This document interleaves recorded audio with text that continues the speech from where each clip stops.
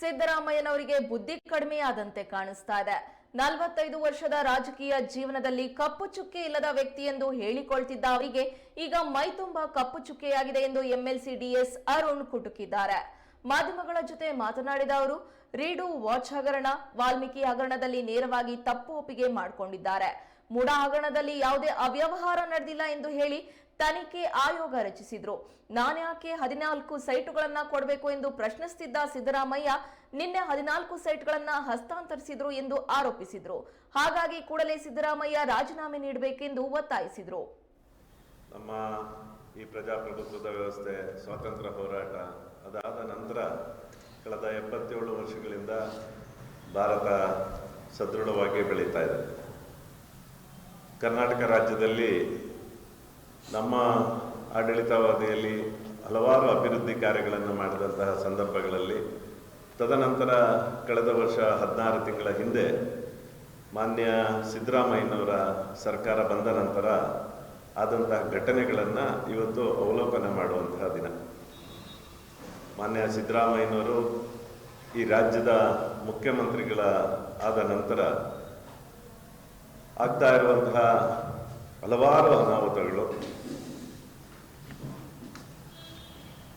ಅವರ ಒಂದು ಬಂಡತನ ಇವತ್ತು ನಮ್ಮೆಲ್ಲರನ್ನು, ಕರ್ನಾಟಕದ ಎಲ್ಲ ಜನತೆ ತಲೆ ತಗ್ಗಿಸುವಂತಹ ರೀತಿಯಲ್ಲಿ ಈ ಸರ್ಕಾರ ನಡವಳಿ ಮಾಡ್ತಾ ಇದೆ. ಈ ಸರ್ಕಾರದ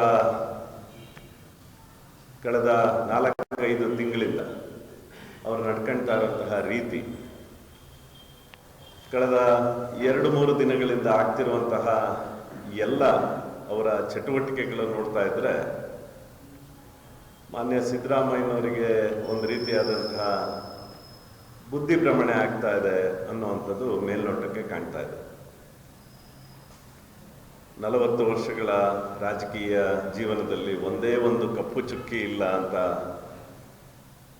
ಹೇಳ್ತಾ ಇದ್ದಂತಹ ಸಿದ್ದರಾಮಯ್ಯನವರು ಇವತ್ತು ಮೈತುಂಬ ಕಪ್ಪು ಚುಕ್ಕೆಗಳು, ಕಾಗೆ ಯಾವ ರೀತಿ ಕಪ್ಪು ಚುಕ್ಕೆ ಇಲ್ಲ ಅಂತ ಏನಾರು ಹೇಳಿದ್ರೆ ಆಗುತ್ತೋ ಆ ಸ್ಥಿತಿಗೆ ನಮ್ಮ ಸಿದ್ದರಾಮಯ್ಯನವರು ರಾಜ್ಯದಲ್ಲಿ ತಲುಪಿರುವಂಥದ್ದು ಮೇಲ್ನೋಟಕ್ಕೆ ಕಾಣ್ತಾ ಇದೆ. ಅವರ ಹಿಂದಿನ ಸರ್ಕಾರದಲ್ಲೂ ಕೂಡ ರೀಡು ಪ್ರಕರಣ ಆದಾಗ ನ್ಯಾಯಾಂಗ ತನಿಖೆ ಅಂತ ಹೇಳಿದ್ರು.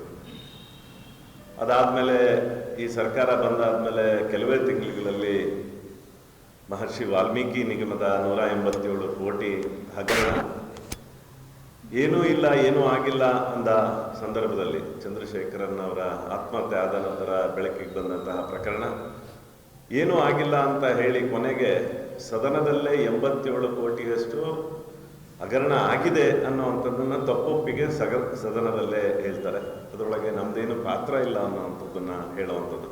ಹಗರಣ ಆಗಿದೆ 87 ಕೋಟಿ ಮಾತ್ರ, ರಿಕವರಿ ಆಗ್ತಾ ಇದೆ 45-55 ಕೋಟಿ ಈಗಾಗಲೇ ರಿಕವರಿ ಆಗಿದೆ, ಇನ್ನು ಉಳಿದಿದ್ದು ಆಗುತ್ತೆ ಅನ್ನುವಂಥದ್ದನ್ನು ತಪ್ಪೊಪ್ಪಿಗೆ, ನೇರವಾಗಿ ತಪ್ಪೊಪ್ಪಿಗೆ ಹೇಳ್ಕೊಂಡು ನಮ್ದೇನು ಪಾತ್ರ ಇಲ್ಲ ಅನ್ನುವಂತಹ ರೀತಿಯಲ್ಲಿ ಹೇಳುವಂಥದ್ದು. ಈಗ ಮೂಡಾ ಹಗರಣದಲ್ಲಿ ಆದಂತಹ ಆ ಹಗರಣವನ್ನು ಬೆಳಕಿಗೆ ತಂದಾಗ ನಮ್ಮದು ಯಾವುದೇ ಪಾತ್ರ ಇಲ್ಲ ಅಂತ ಹೇಳಿ, ಮೂಡಾ ಹಗರಣದಲ್ಲಿ ನಾನು ಸ್ವಚ್ಛವಾಗಿದ್ದೇನೆ ಅಂತ ಹೇಳಿ ಮೇಲಿನ ಮೇಲೆ ತಕ್ಷಣ ಒಂದು ಮಾಜಿ ನ್ಯಾಯಮೂರ್ತಿಗಳ ಒಂದು ತನಿಖೆ, ಒಂದು ಆಯೋಗವನ್ನು ರಚನೆ ಮಾಡ್ತಾರೆ, ಅದನ್ನು ತನಿಖೆ ಮಾಡಬೇಕು ಅಂತ. ಇನ್ನೊಂದು ಕಡೆ ನಂದೇನೂ ಆಗಿಲ್ಲ ಅಂತ ಹೇಳ್ತಾರೆ. ಅವತ್ತಿನ ದಿನ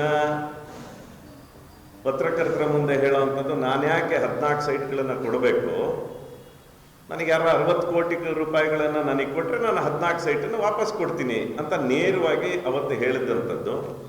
ನಿನ್ನೆ ಅಲ್ಲ ಮೊನ್ನೆ ದಿವಸ ತನ್ನ ಪತ್ನಿಯ ಹೆಸರಲ್ಲಿ ಇದ್ದಂತಹ 14 ಸೈಟ್ಗಳನ್ನು ವಾಪಸ್ ಕೊಡ್ತೀನಿ ಅನ್ನೋವಂಥದ್ದನ್ನು ಹೇಳಿ, ಈಗ ನಾವು ಕೇಳ್ತಾ ಇರೋವಂಥದ್ದು, ಸಿದ್ದರಾಮಯ್ಯನವರೇ, ಯಾರು ಈ 60 ಕೋಟಿ ನಿಮಗೆ ಕೊಟ್ಟರು? ನೀವೇ ಹೇಳಿದಂಥದ್ದು 14 ಸೈಟ್ಗಳನ್ನು ಕೊಡಬೇಕು ಅಂತ ಇದ್ದರೆ ನನಗೆ 60 ಕೋಟಿಗಳನ್ನು ಕೊಡಿ, ನಾನು ವಾಪಸ್ ಕೊಡ್ತೀನಿ ಅಂತ ಹೇಳಿದರು. ನಾವೀಗ ಕೇಳ್ತಾ ಇದ್ದೀವಿ, ನಿಮಗೆ ಯಾರು ಕೊಟ್ಟರು 60 ಕೋಟಿ? ಹಾಗಾದರೆ ನೀವು ವಾಪಸ್ ಕೊಡೋಕ್ಕೆ ಅವರ ತೀರ್ಮಾನ ಆಗಿದೆಯಲ್ಲ, ಅದನ್ನು ಹೆಂಗೆ ಅಂತ. ಕುಂಬಳಕಾಯಿ ಕಳ್ಳ ಅಂದರೆ ಹೆಗಲು ಮುಡ್ಕೊಂಡು ನೋಡುವಂತಹ ಇವತ್ತು ಮಾನ್ಯ ಸಿದ್ದರಾಮಯ್ಯನವರು ಮೇಲಿಂದ ಮೇಲೆ ತಪ್ಪುಗಳನ್ನು ಮಾಡ್ತಾ ಇದ್ದಾರೆ. ಮೇಲಿಂದ ಮೇಲೆ ತಪ್ಪುಗಳನ್ನು.